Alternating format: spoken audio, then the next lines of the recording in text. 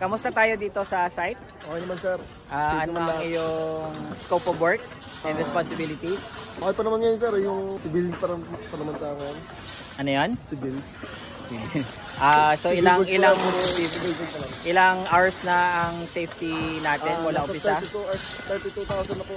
32,000 hours from the start of project, 0 accident. So are we expecting na aabot to ng mga 500,000 walang aksidente hanggang matapos?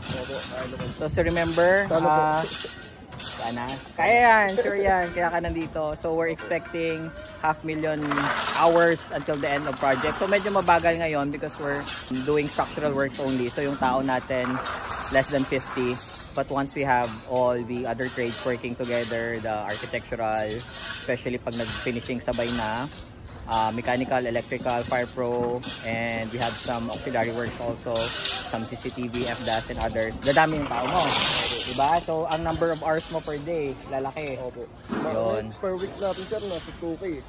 2,000 per week. So aabot yun mga 5K per week. So accelerate yung man hours natin. Sige, thank you for your time. Thank you. This is Architect Mikey, ITC. Goodbye.